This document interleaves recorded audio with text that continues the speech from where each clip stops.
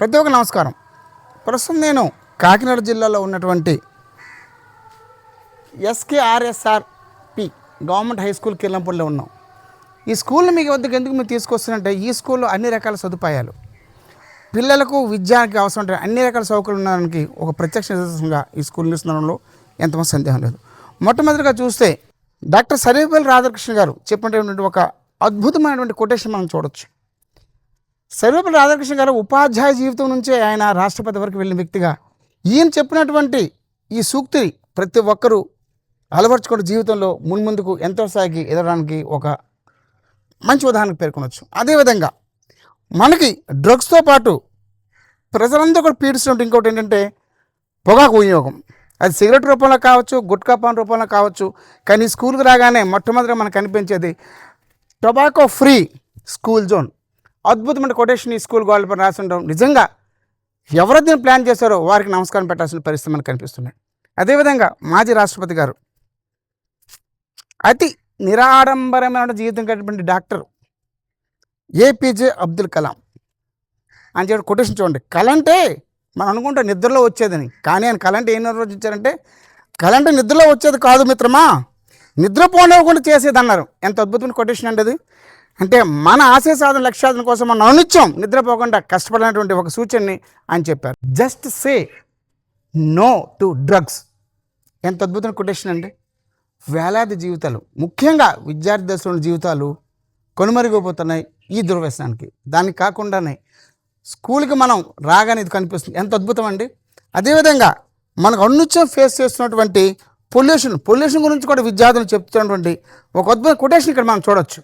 Environmental pollution is an incurable disease. అంటే దానికి మనం మందు లేదు, కానీ దాన్ని మనం పరిమితం చేయొచ్చు, తగ్గించవచ్చు అంటే చెప్తూ can only be prevented. What a quotation అండి. అదేవిధంగా నెక్స్ట్, పిల్లలు మొక్కల్ని మీరు చంపకండి, వాట్సాప్ కొత్త మొక్కలు నాటండి అంటూ చేసినటువంటి దీన్ని కూడా విద్యార్థులు చాలా బ్రహ్మాండంగా రోజు అవగాహన చేసుకుంటారు. అదేవిధంగా ఇక్కడ మన భారత్ స్కౌట్స్ అండ్ గైడ్స్ సంబంధించి కూడాను అన్ని రకాలైనటువంటి ప్రభుత్వ సహకారాలతో మంచి విద్యార్థులు చేసేటువంటి ఒక స్వచ్ఛంద సేవా సంస్థ కూడా రూపంలో పనిచేసేటువంటి the Bharat scouts and guides కూడా ఇక్కడ మనం ప్రత్యేకంగా గమనార్హం. ఆంధ్రప్రదేశ్ సంబంధించి పరిచయం లేనటువంటి ఒక మన్యం వీరుడు, స్వాతంత్ర పోరాట సమరయోధుడు అల్లూరి సీతారామరాజు గారు. ఈయన విగ్రహం ముందుగా మనం దర్శించుకుందాం. ఆ తర్వాత పట్టుదల ఉంటే ఏమైనా సాధ్యం, దేశానికి యువత కీలకం, మనిషికి ఉండాల్సింది సాహసం, ధైర్యంతో పాటు సెల్ఫ్ కాన్ఫిడెన్స్, అంటే తన కృషిపై తానకి నమ్మకుంటున్నటువంటి ఒక అద్భుతమైనటువంటి సందేశాన్ని ఇచ్చి చికాగోలో ఆయన ప్రసంగం ద్వారా వేలాది మంది యువతను ఉత్తేజం చేసినటువంటి స్వామి వివేకానంద విగ్రహం ఇక్కడ ఉండడం, ఇక్కడ విద్యార్థులకు అనునిత్యం కృషి పట్టుదలకు ఒక తలమానికంగా ఉన్నటువంటి స్వామి వివేకానంద దర్శించుకోవడం ద్వారా వాళ్ళు నేర్చుకుంటారు.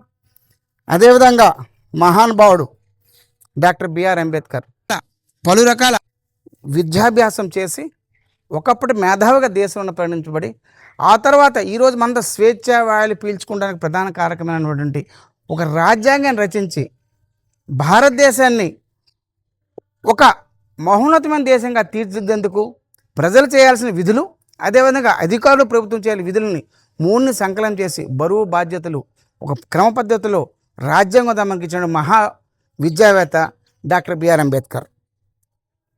అదేవిధంగా జాతిపిత మహాత్మా గాంధీ. ఈయన అందమైన జాతిపితగా మనకందరికీ సుపరిచితుడే. ఈయన అహింస ద్వారానే దేశానికి స్వాతంత్రం తెచ్చిపెట్టి భారతదేశాన్ని ఆంగ్లేయుల శృంఖల నుంచి తప్పిన మహానుభావుడుగా గాంధీజీ మనకి చిరస్మరణీయుడు. ఆయనకి వందనం. చదువుల తల్లి సరస్వతికి నమస్కారం. ఈ స్కూలుకు రాగానే మొట్టమొదటి మనకు కనిపించేది సరస్వతి మాత విగ్రహం. దీని ద్వారా విద్యార్థులందరూ సరస్వతి దేవికి ఉన్న గొప్పతనాన్ని మరియు సరస్వతి అంటే విద్యకున్న గొప్పతనాన్ని ప్రతినిత్యం చూస్తూ వారు ప్రాణ పొందుతున్నారు. ఈరోజు అరంగుళం భూమి కోసం 66 మంది కొట్టాడుకొని ప్రాణాలు కోల్పోతున్న నేపథ్యంలో మహానుభావుడు కీర్తిశేషు శ్రీమతి అండ్ శ్రీ కొక్కొండ రామశాస్త్రిగారు పంతులు గారు ఆ రోజుల్లో ఇంతటి అద్భుతమైనటువంటి స్థలాన్ని ఈరోజు స్కూల్ కోసం దానం చేసిన మహావ్యక్తి. వారిని మనందరం మరొక్కసారి స్మరించుకుందాం. ఇక్కడ మీరు చూడొచ్చు, ప్రతి స్కూల్కి కావాల్సిన కనీస అవసరమైన ఒక అద్భుతమైనటువంటి క్రీడా ప్రాంగణం ఎదురుగానే మనకి శ్రీ దేవులపల్లి వెంకటరామమూర్తి కళావేదిక అంటే ఒక అద్భుతమైనటువంటి వేదిక మనకు కనిపిస్తుంది. ఈ వేదిక ద్వారా విద్యార్థులు కానివ్వండి, ఉపాధ్యాయులు కానివ్వండి, గ్రామ ప్రజలు కూడా కొన్ని సందర్భాల్లో ప్రభుత్వ కార్యక్రమాలు ఇక్కడ ఘనంగా నిర్వహించు అద్భుతమైన వేదిక మనకు కనిపిస్తుంది. దీని ద్వారా విద్యార్థులు క్రీడా విషయాలు కానివ్వండి, విద్యా విషయాలు కానివ్వండి, లేకపోతే సంవత్సరం కోసం జరుపుకునేటువంటి సంవత్సరాంత వేడుకలు కానివ్వండి ఇక్కడ ఘనంగా నిర్వహించుకునేందుకు అద్భుత వేదిక మనకి ఇక్కడ ఉంది. చూడండి, లైబ్రరీ అంటే మనం తెలుగులో పుస్తకాలయం అంటాం. పుస్తకాలు ఉండే నిలయం. పుస్తకాలు అంటే మనకి ఒక గురువుతో సమానం. మీరు ఈ కాలేజీకి కానీ స్కూల్కి వచ్చినప్పుడు మీరు పుస్తకాలు రోజుకు అరగంట నడిపితే ఉపాధ్యాయుల ద్వారా కొన్ని విషయాలు మీకు చెప్పలేకపోయినా ఆ విషయాలు మీకు నేర్చుకోవచ్చు. వివిధ రంగాల్లో ఉన్నటువంటి పుస్తకాలు ఇక్కడ ఉంటాయండి. దానికి లైబ్రరీ ఉండడం నిజంగా ఈ స్కూల్కి ఒక దొరికినటువంటి ఒక వరంగా మనం భావించుకోవచ్చు. అందరూ నమస్కారం, వీడుకలు పలుకుతున్నాను. ఇటువంటి స్కూల్ కళాశాలలు దేశం అన్ని చోట్ల ఉండాలని కోరుకుంటూ మీ బొబ్బిలి రాజేశ్వరరావు, కాకినాడ.